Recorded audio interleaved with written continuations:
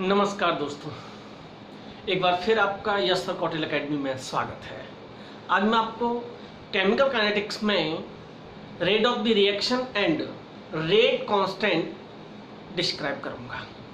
दोस्तों, definition of rate of the reaction I have already completed in past lecture. अभिक्रिया का वेग क्या होता है, रेट ऑफ द रिएक्शन क्या होता है। एकांक समय में किसी पदार्थ के सांद्रता परिवर्तन की दर को अभिक्रिया का वेग कहते हैं। जैसे t टाइम में कोई पदार्थ A से A-x हो जाता है तो उसकी प्रारंभिक सांद्रता A थी और A-x हो गई उसकी t समय बाद की सांद्रता। इस प्रकार सांद्रता परिवर्तन जो हुआ है t में टाइम में, तो वही उसका है अभिक्रिया दोस्तों वेग। तो आज मैं आपको अभिक्रिया वेग और अभिक्रिया वेग स्थिरांक को एक्सप्लेन करने वाला हूं दोस्तों। तो ध्यान रखें, अभिक्रिया वेग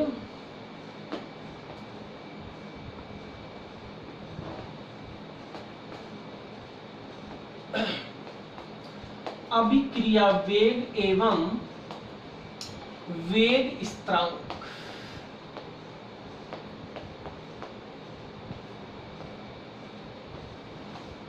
अभिक्रिया वेग एवं वेग स्थिरांक, rate of the reaction and rate constant. दोस्तों, एक नियम था, आपने 11th में पढ़ा होगा, द्रव्य अनुपाती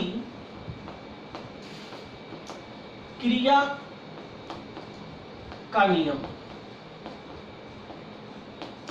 यह था द्रव्य अनुपाती क्रिया का नियम। इसके अकॉर्डिंग क्या था, किसी पदार्थ के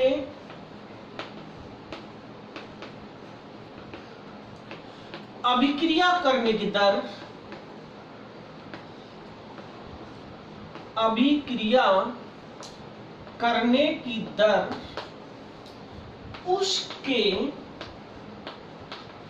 सक्रिय द्रव्यमान के समानुपाती होती है।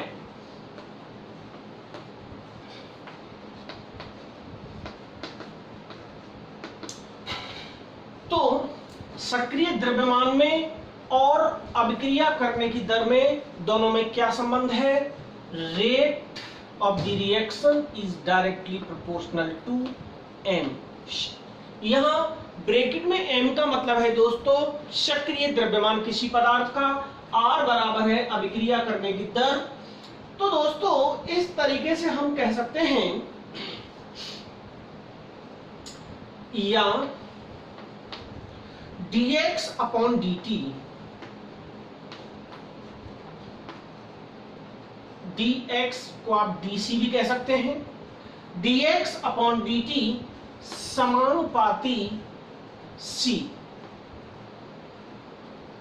यह है अभिक्रिया करने की दर।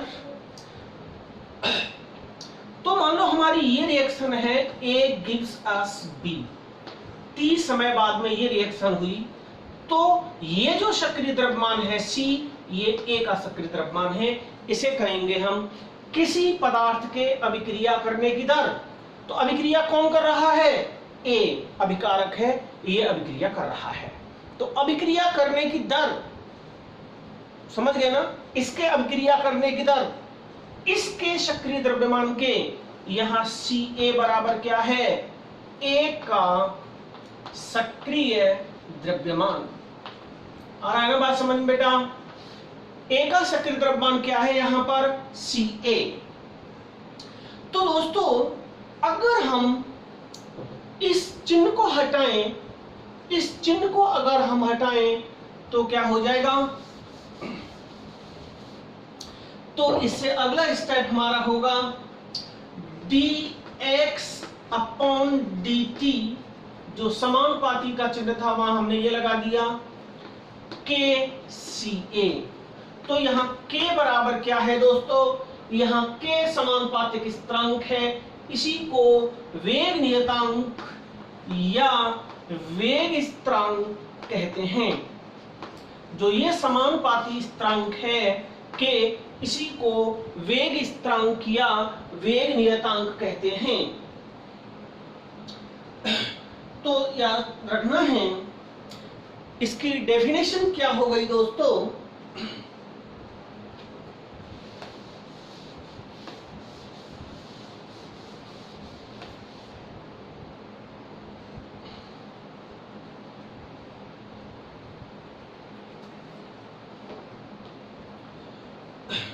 माना कि निम्न एक उत्क्रमणीय अभिक्रिया है।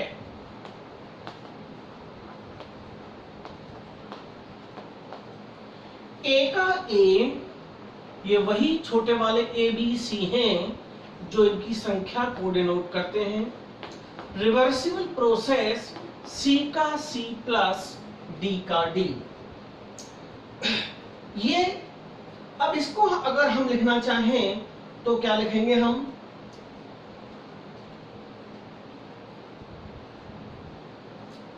इन ए प्लस बी प्लस सी, इन्हें हम ऐसे लिखें सी, और इनसे मिलकर के बना सपोज प्रोडक्ट, इनसे उत्पाद बन गया। अब इस अभिक्रिया के लिए अभिक्रिया का वेग क्या होगा? dx अपॉन dt अभिकारी पदार्थों के सक्रिय द्रव्यमान के समानुपाती होता है कि नहीं होता बेटा? तो a की पावर a इंटू बी की पावर b इंटू सी की पावर c, अभिकारी पदार्थों का सक्रिय द्रव्यमान का गुणनफल बराबर होता है dx अपॉन dt के, या क्या कह सकते हैं? dx अपॉन dt बराबर के a की पावर a, b की पावर b, c की पावर c। तो यहां क्या आ गया कि नहीं आ गया तुम्हारा? के क्या है आपको मैं बता चुका हूं, के बराबर वही वेग स्थिरांक है। यदि इनकी जो कंसंट्रेशन है a की पावर a बराबर b की पावर b बराबर c की पावर c, अगर हम एकांक सांद्रता ले लें, इन सबको बराबर लें और इन ये सब किसके बराबर हो? 1 के बराबर हो, तो दोस्तों ये सभी 1 के बराबर हो तो तुम्हारा सूत्र क्या हो जाएगा बताइए? तो दोस्तों तुम्हारा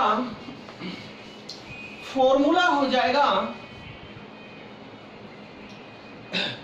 dx अपॉन dt बराबर के हो जाएगा कि नहीं हो जाएगा? क्योंकि ये सब के सब 1 के बराबर है, 1 का गुणा इसमें हो जाएगा।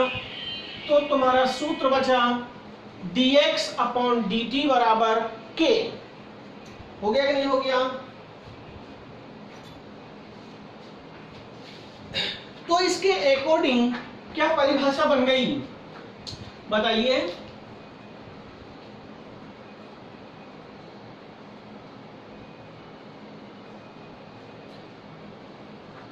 विशिष्ट अभिक्रिया, विशिष्ट अभिक्रिया वेग या वेग नियतांक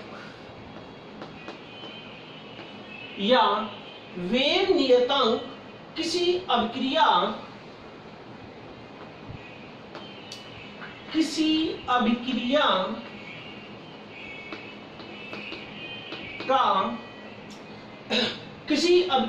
का वह वेग है, किसी अभिक्रिया का वह वेग है जहां समस्त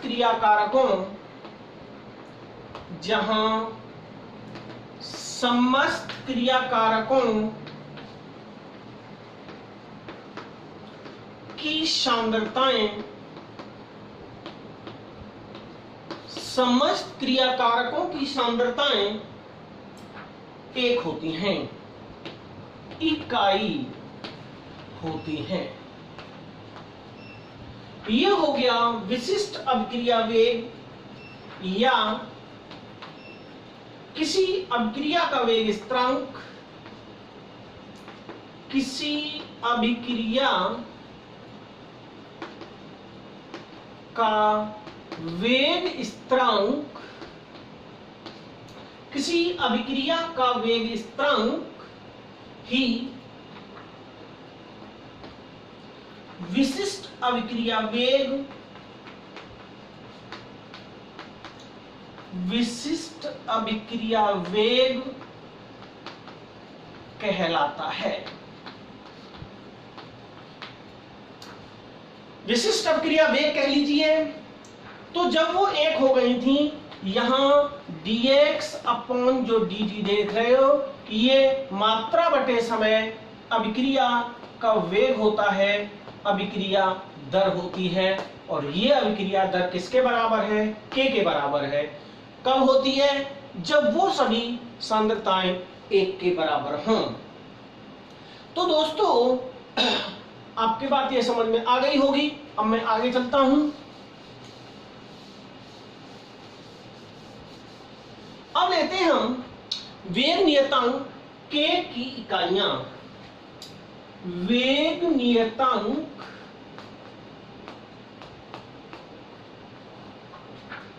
k की इकाइयां, वेग नियतांक k की इकाइयां, वेग नियतांक k की इकाइयां अभिक्रिया की कोटि पर, अभिक्रिया की कोटि पर निर्भर करती हैं।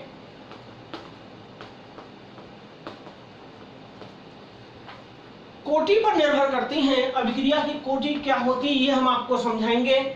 ये जो डिपेंड करती है, कोटि पर डिपेंड करती है। अभिक्रिया की कोटि अगर अलग अलग होगी तो वेग नियतांक की इकाई भी अलग अलग होगी।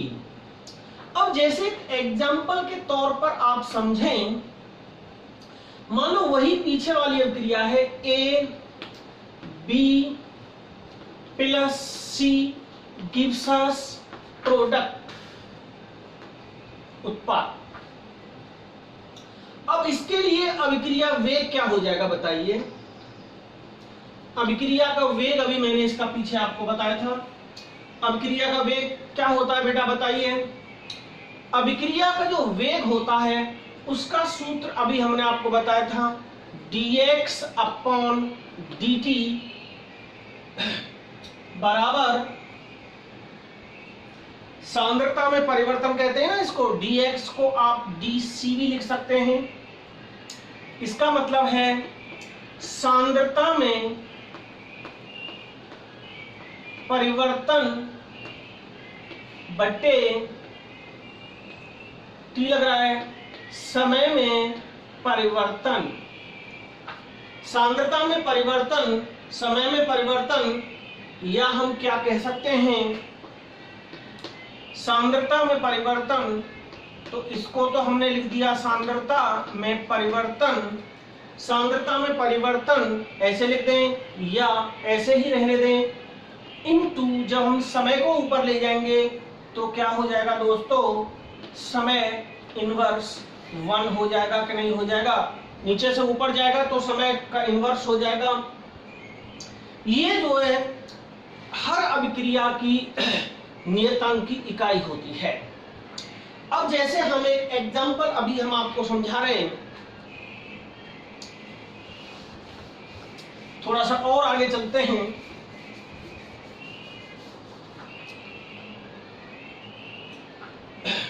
एग्जाम्पल 2 देखिए, वही अभिक्रिया है जो मैं थोड़ी देर पहले आपसे कह रहा था। अभिक्रिया का वेग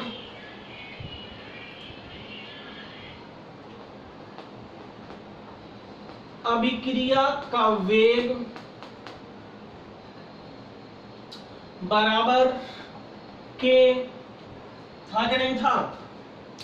a की पावर बताओ क्या आएगा बेटा? a, b की पावर b, c की पावर c, पीछे वाली अभिक्रिया है वही जो मैं भी थोड़ी देर पहले आपसे कह रहा था, बराबर क्या कह सकता हूं मैं इसको कि इन सबको क्या कहेंगे हम, सांद्रता,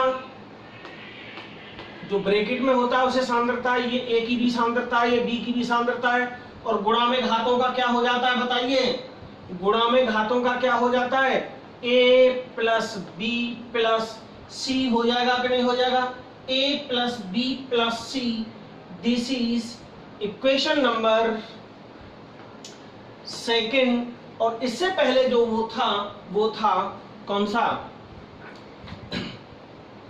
इसको आप मान लीजिए यहां समीकरण नंबर 1, और इसको मान लीजिए आप समीकरण, अभी जो मैंने किया था, हम जानते हैं कि क्या बताया था मैंने अभी, सांद्रता गुणा समय इनवर्स, ये भी किसके बराबर था बताओ, ये भी अभिक्रिया के वेग के बराबर था कि नहीं,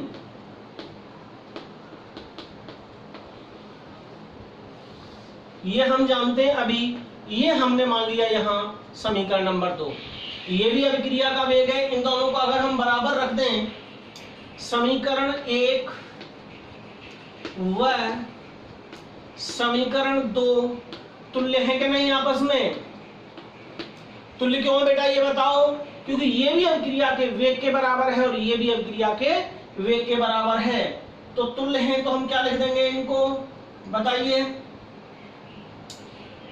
बराबर में लिख दीजिए के सांद्रता ए प्लस बी प्लस सी बराबर सांद्रता गुणा समय इनवर्स हो जाएगा कि नहीं हो जाएगा बेटा। अब हम इसमें से निकालना चाह रहे हैं के, तो के का मात्रक क्या आ जाएगा बताइए, के बराबर क्या हो जाएगा, ये वाली जो सांद्रता है नीचे चली जाएगी, के बराबर क्या हो जाएगा बताइए, सांद्रता, ये वाली सांद्रता ऊपर आ गई, बट्टे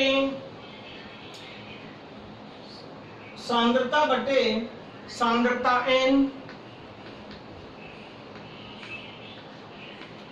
की पावर n, n बराबर क्या है यहां पर, इन सबको a प्लस बी प्लस सी को हमने n मान लिया है। तो दोस्तों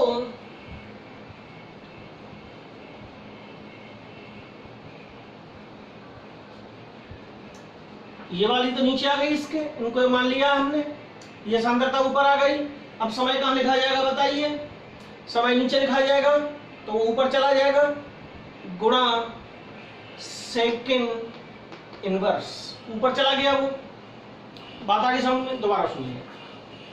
अभिक्रिया का वेग होता है ये वाला फॉर्मूला, के ए की पावर बी की पावर सी की पावर। अब इसमें से हम ये भी लिख सकते हैं, इनको सबको सांद्रता के रूप में लिख लिया, ये जो पावर है बेटा ये गुणा की घात जुड़ जाती है, समीकरण हमने इसको 1 मान लिया। अभी थोड़ी देर पहले हमारा आया था अभिक्रिया का वेग बराबर सांद्रता गुणा समय इनवर्स, इससे पहले आया था। अब मैंने इसको यहाँ लिख लिया, दोबारा से 2 मान लिया। अब मैंने इन दोनों को, ये भी अभिक्रिया का वेग का है और ये भी अभिक्रिया के वेग का है, तो दोनों तुल्य हैं। तो मैंने क्या किया है, ये बराबर ये लिख दिया। अब इसमें से मैं के बराबर लूंगा, तो ये सांद्रता ये आ गई, ये सांद्रता n नीचे चलेगी क्योंकि इनको मैंने n माना है। ये समय जब नीचे जाएगा, ये समय जब यहां जाएगा तो सेकंड ये हो गया इनवर्स। तो दोस्तों ये तुम्हारा वहीं का वहीं रहेगा, समय का सेकंड इनवर्स वहीं का वहीं लिख दिया मैंने। अब मैं आगे चलता हूं,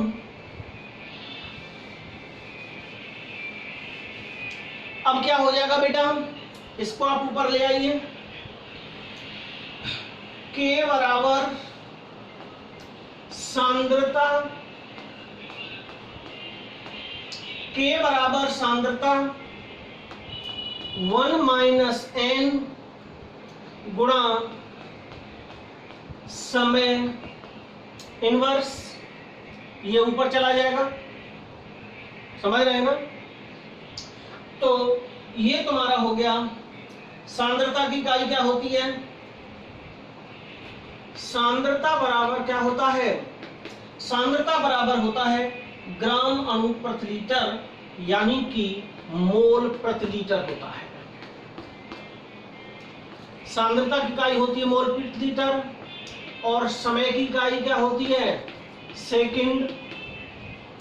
इन दोनों मानों को इस सूत्र में लगा दें तो दोस्तों क्या आ जाएगा बताइए? तो क्या आ जाएगा? K बराबर, ये आ गई तुम्हारी क्या? मोल प्रति लीटर, मोल प्रति लीटर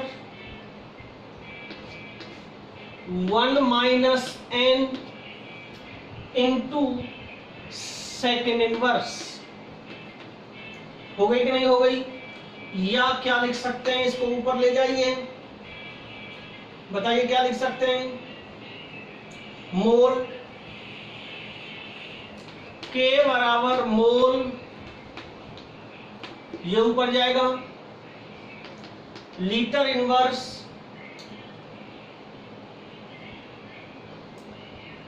तो दोस्तों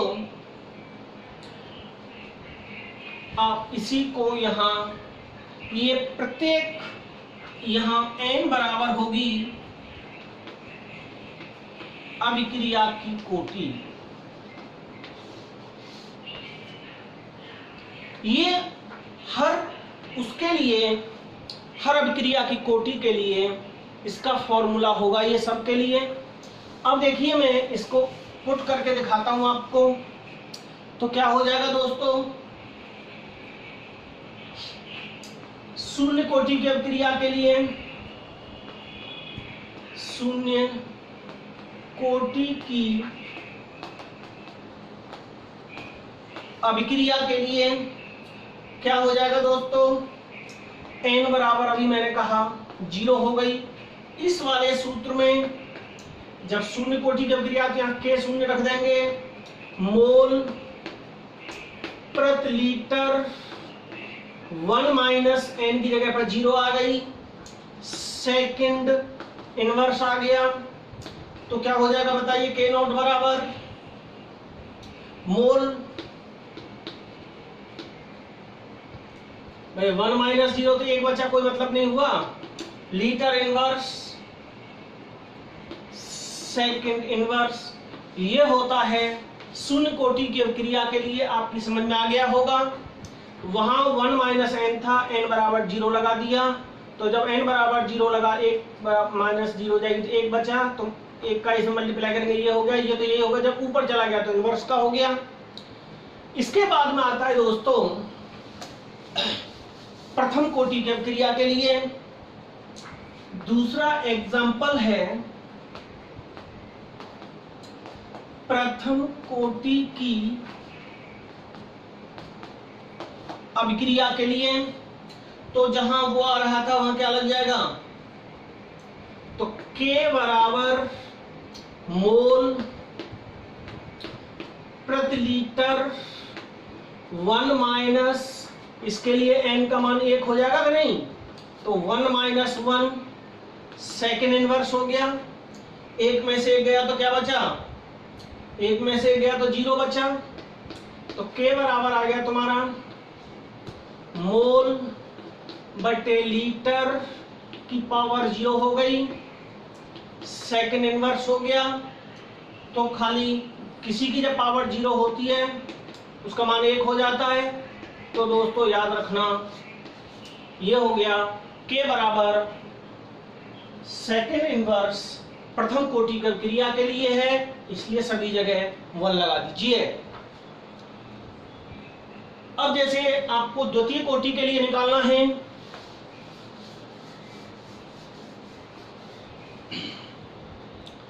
द्वितीय कोटि के लिए निकालना है तीसरा एग्जांपल। किसी भी कोटि के लिए ऐसे निकाल लोगे आप। द्वितीय कोटि के लिए तो तो क्या हो जाएगा दोस्तों, K2 बराबर मोल प्रति लीटर 1 माइनस n, n बराबर इसके लिए क्या हो गया बेटा 2 हो गया, सेकेंड इनवर्स। तो क्या हो जाएगा ये, तो K2 बराबर क्या हो जाएगा बताइए, -2 है तो इसको हम ऊपर ले जाएंगे, उसको नीचे ले आएंगे, लीटर बटे mole second inverse, litre mole inverse, litre mole inverse second inverse हो जाएगा गति कोटि की क्रिया के लिए। ये आप ठीक से समझ लें। तो दोस्तों ये था आपका अभिक्रिया का वेग एवं वेग नियतांक। तो दोस्तों आपकी ठीक से समझ में आ गया होगा। बहुत बहुत धन्यवाद। नेक्स्ट वीडियो में मैं आपको अभिक्रिया की कोटि एवं अभिक्रिया की आणविकता एक्सप्लेन करूंगा। थैंक्स दोस्तों।